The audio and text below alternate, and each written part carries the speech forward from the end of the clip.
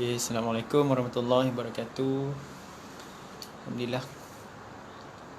Yang mana bermaksud tu share-share lah, supaya rakan-rakan lain dapat kongsi ilmu juga.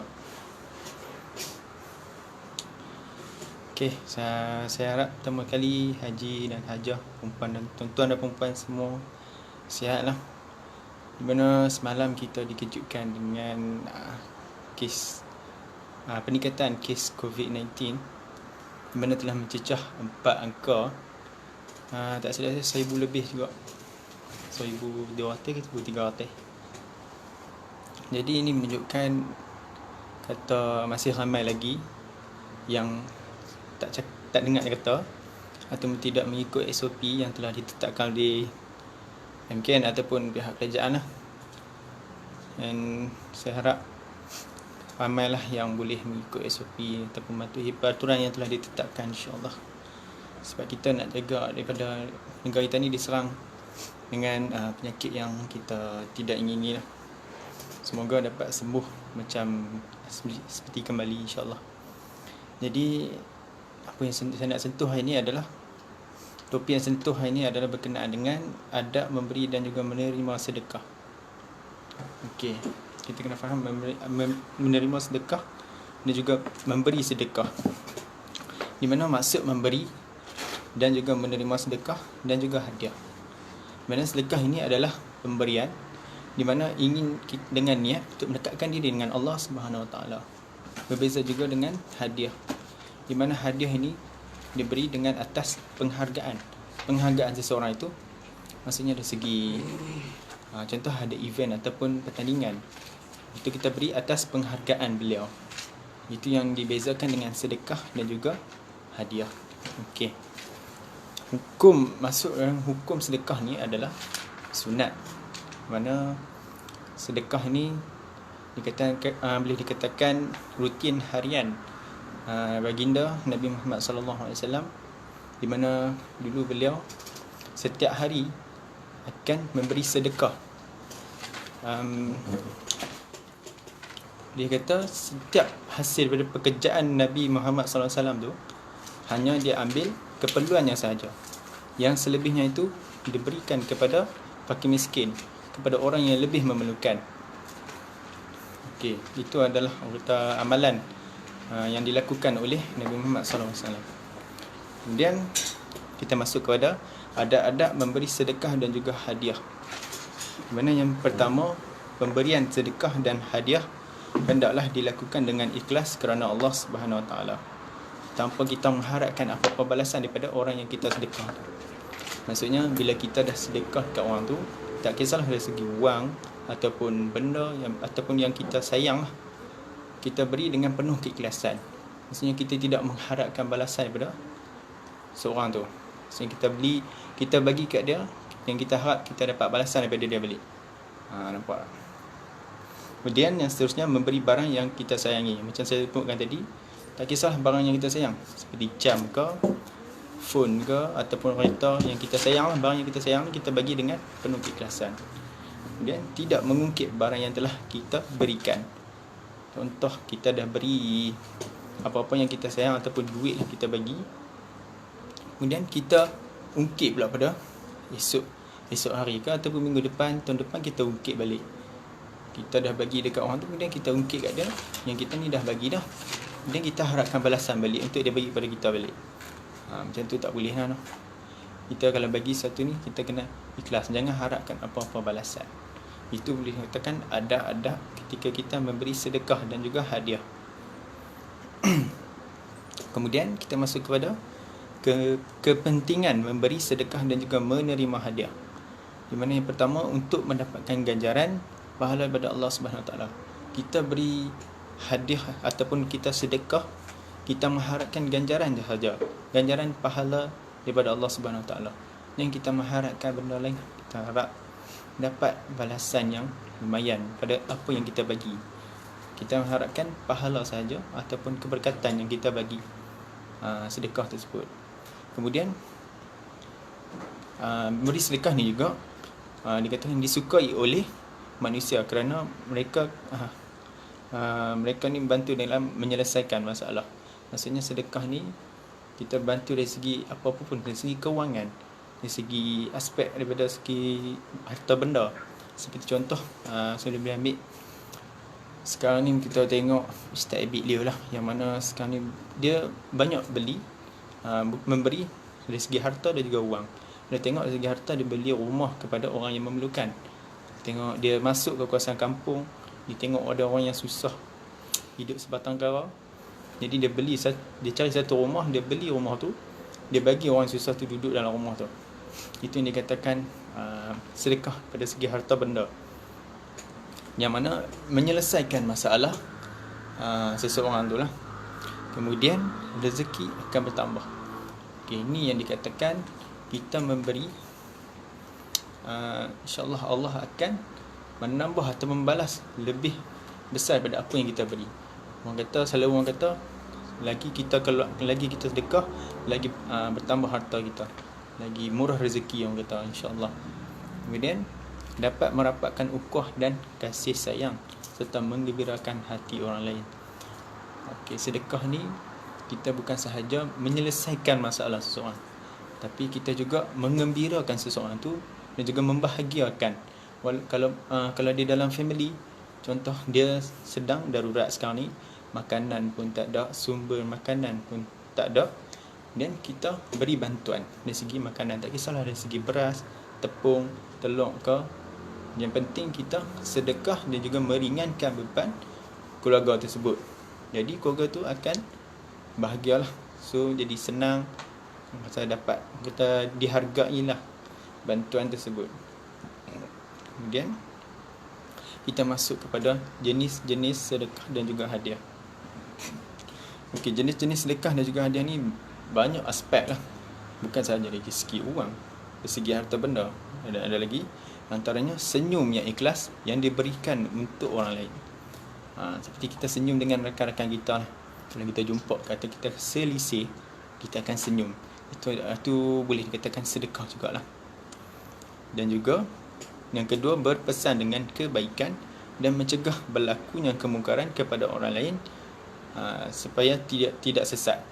Ini sedekah boleh dikatakan kategori sedekah dari segi nasihat lah. Kita nasihat orang tu pun boleh dikatakan sedekah. Kemudian yang kedua, menyelesaikan masalah orang lain atau melepaskan seseorang dari kesempitan. Seperti yang saya sebutkan tadi, seperti mana contoh Ustaz Abid Liu, dia membeli rumah, sebiji rumah, untuk meletakkan satu family yang duduk kata di tempat yang tidak selamat, tempat yang kotor, tempat yang tidak ada sumber makanan, sumber air, sumber elektrik.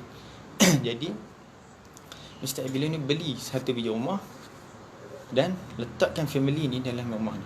Itu kita melepaskan seseorang ataupun family yang dalam kesempitan. Maksudnya kita membantulah orang yang susah. Kemudian yang seterusnya, sedekah dalam bentuk wang atau harta. Ini biasalah orang sedekah dalam bentuk wang ataupun harta. Harta ni banyaklah bentuk harta, raita, macam saya sebutkan tadi. Kemudian membuang benda-benda yang berbahaya dan juga menghalangkan serta mengganggu perjalanan seperti duri, kaca dan sebagainya. Okey, biasa tak kita kalau tengah drive ataupun tengah bawa motor, tengah jalan ada satu benda yang ataupun objek yang menghalang laluan ataupun membahaya ataupun memberi risiko kepada pemandu-pemandu lain. Contoh kalau kita tengah memandu ataupun kita bawa motor ke, kita tengok ada sebatang kayu kat tengah-tengah jalan tu. Kita ambil, kita alihkan kayu tu kat tepi, ataupun kaca ke, kita ambil. Kalau kita nampak paku, kita ambil, kita letak kat tepi, ataupun kita buang daripada tempat yang boleh menyusahkan orang lain. So kat situ pun dapat pahala yang cukup besar kat situ. Kemudian memberi khidmat ataupun menolong orang yang memerlukan pertolongan. Maksudnya ni kita membuat khidmat masyarakat ataupun CSR. Kita menjalankan satu program, kita membantu contoh warga kampung, ataupun kita membantu anak-anak yatim, kita membantu rumah ataupun warga-warga orang tua. Kita membantulah segi kita gotong royong ke, kita membuat beri sumbangan makanan, dan juga dari segi sumbangan tenaga kita membuat gotong royong lah, kita membersih rumah, kita membersih kawasan. Itu dikatakan sedekah daripada segi tenaga, ataupun kita menjalankan khidmat masyarakat untuk membantu warga-warga yang memerlukan bantuan. Kemudian seterusnya kita masuk kepada kesan bersedekah dan memberi hadiah kepada pemberi dan juga penerimanya. Okey, yang pertama, kita mendapat ganjaran pahala daripada Allah Subhanahu Taala. Seperti biasa, sedekah ataupun tak kira daripada apa segi pun, sedekah, senyum ke, bagi harta benda atau wang, tetap akan mendapat pahala, ganjaran pahala yang sangat besar daripada Allah Subhanahu Taala. Di mana yang kedua, disukai oleh manusia kerana mereka ini membantu dalam menyelesaikan kesusahan orang lain. Pernah nampak kalau kita membantu, kalau kita membantu orang ni, orang rasa melut dengan kita. Kita bantu orang yang susah, orang susah tu rasa benci dengan kita, rasa tak pernah ada lagi lah. Jadi mereka lagi rasa bahagia, lagi rasa dihargai. Sebab itulah kita ni, orang yang bersedekah ni lebih disayangi dengan oleh orang lah. Contoh macam Ustaz Bik Liu, tak kira lah Ustaz Bik Liu ke siapa-siapa je lah yang sedekah, yang banyak melakukan sedekah, lebih disayangi masyarakat. Kemudian yang seterusnya, rezeki akan bertambah. Nampak tak? Kalau kita tengok orang yang selalu bersedekah ni, rezeki dia sentiasa melimpah, sentiasa murah lah. Orang kata rezeki orang yang selalu bersedekah ni kan, itu adalah kelebihan kepada orang yang bersedekah. Yang kita takut, setengah orang ni, dia takut nak bersedekah, takut wang dia ataupun harta dia semakin kurang. Nampak? Kasi dia dah terpesong ataupun dah tersalah faham dengan kelebihan yang bersedekah ni. Kemudian dapat merapatkan ukhuwah dan juga kasih sayang serta menggembirakan hati orang lain. Nampak? Kalau kita bersedekah ni, orang akan rasa lebih suka lah, lebih bahagia.